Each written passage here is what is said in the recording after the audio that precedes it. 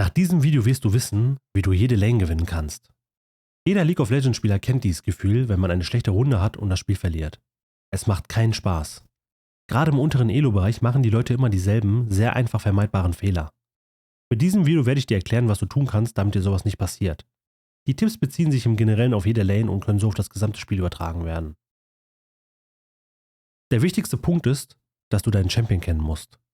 Damit meine ich nicht nur, dass du deine Fähigkeiten einschätzen kannst und weißt, welche Items du ungefähr bauen musst, sondern vor allem auch deine Stärken kennst. Du musst lernen, League of Legends aus einem analytischen Aspekt zu betrachten und die Situation zu analysieren. Außerdem musst du wissen, wann du schwach bist und wann du lieber einen Kampf vermeiden solltest. Spielst du auf der Botlane, dann wird das Ganze sogar noch eine Ecke schwieriger, weil du zum einen deine eigene, die Stärke deines Mates und die Stärken eurer beiden Gegner einschätzen musst. Das ist für einen Anfänger unmöglich zu bewerkstelligen und du wirst nicht jeden Champion kennen, geschweige denn seine Fähigkeiten, Stärken und Schwächen. Solltest du aber climben wollen, so ist dies essentiell. Im vorliegenden Clip sieht man Rell und Draven gegen Pantheon und Ezreal. Die Stärke von Draven und Rell liegt hier ganz klar im Engage und Damage. Beide kommen über das All-In und können Poke wenig entgegensetzen. Auf der gegnerischen Seite haben wir Pantheon und Ezreal, eine unkonventionelle Botlane. Pantheon ist kein typischer Support, aber auch solche Gegner können dir auf der Lane unterkommen. Die Stärke von Pantheon und Ezreal liegt allen voran darin, dass Pantheon mit seinem hohen Schaden, gerade am Anfang des Spiels, erhöhten Druck auf Draven hat. Gleichzeitig muss er sich vor Rell hüten, weil sie mit ihrem CC und dem Schaden von Draven sehr schnell dafür sorgen kann, dass Pantheon stirbt, wenn er sie nicht respektiert. Man sieht hier, dass Pantheon viel zu weit vorne ist und sogar noch reingeht, obwohl eine Rell mit vollem Leben, einer neuen Wave und einem Draven entgegenstehen, während Ezreal sehr weit weg steht. In diesem Fall würde es für die beiden vom Team Rot und vor allem für Ezreal keinen Sinn machen, einen Kampf zu suchen. Warum? Pantheon hätte an dieser Stelle nicht reingehen dürfen, weil er hätte sehen müssen, dass Ezreal sehr weit weg stand, um überhaupt zu reagieren. Außerdem stehen die Gegner sehr nah an ihrem eigenen Tower. Pantheon hatte nicht genug Leben, vor allem im Vergleich zu seinem direkten Gegner, in diesem Fall Rell, die noch komplett volles Leben hatte und keine ihrer Fähigkeiten waren auf Cooldown, zudem hat sie sehr viel CC. Die einzige Möglichkeit hier für Ezreal überhaupt reinzukommen in diesen Kampf ist über seine E, mit der er die Distanz verkürzen kann. Allerdings ist das auch eine wichtige Fähigkeit, um in brenzligen Situationen zu fliehen. Die E von Ezreal hat gerade am Anfang eine extrem hohe Abklingzeit und sollte sehr überlegt eingesetzt werden. Diese Fähigkeit benutzt Ezreal nun auch, weil er sich gezwungen fühlt, mit reinzugehen.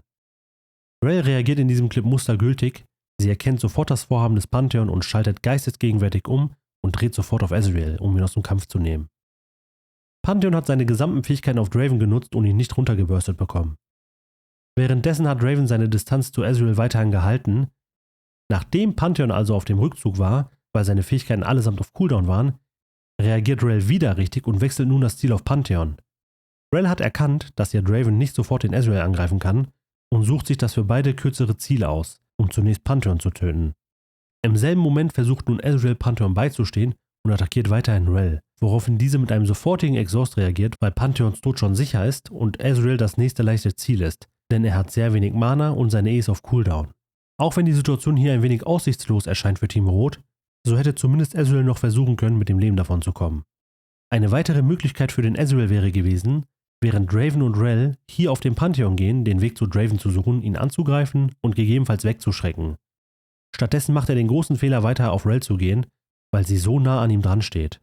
Warum wäre es trotzdem falsch gewesen, in dieser Situation auf Draven zu wechseln?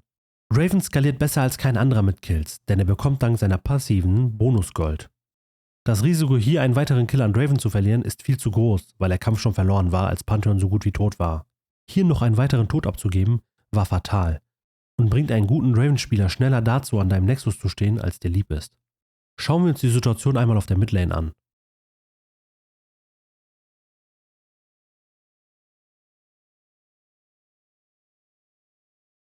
Bevor wir jetzt auf die Situation eingehen, kannst du an dieser Stelle gerne einmal Pause drücken und in die Kommentare schreiben, was du denkst, was falsch gemacht wurde. Ist mir vielleicht etwas entgangen?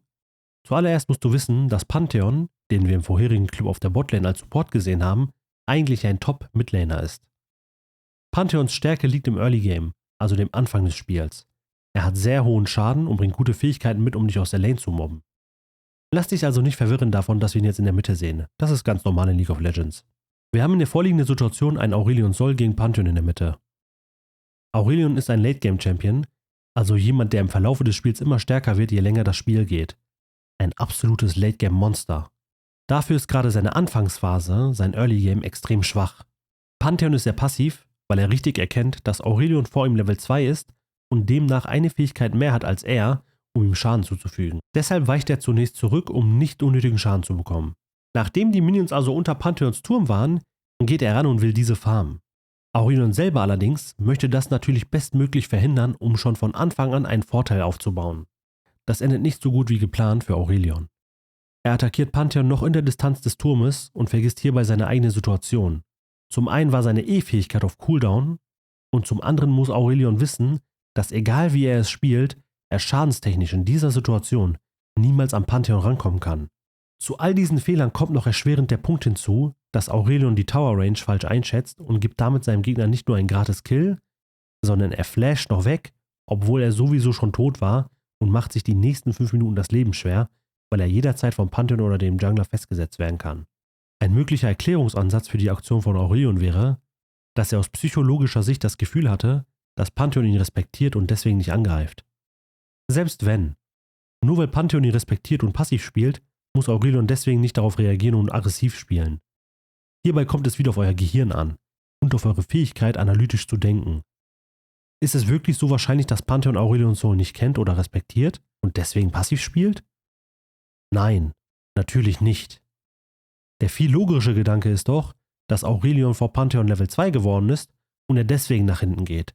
Warum sollte er sich denn in eine Situation begeben, in der er im Nachteil ist? In diesen Clips hast du ganz deutlich gesehen, dass Fehleinschätzungen, egal ob aufgrund Überheblichkeit, fehlendem Wissen oder Fehlentscheidungen dazu führen können, dass du die Lane verlierst. Daher ist es essentiell, dass du verstehst, dass du, wenn du League of Legends spielst und erfolgreich climben möchtest, du lernen musst, dein Gehirn einzuschalten und nachzudenken.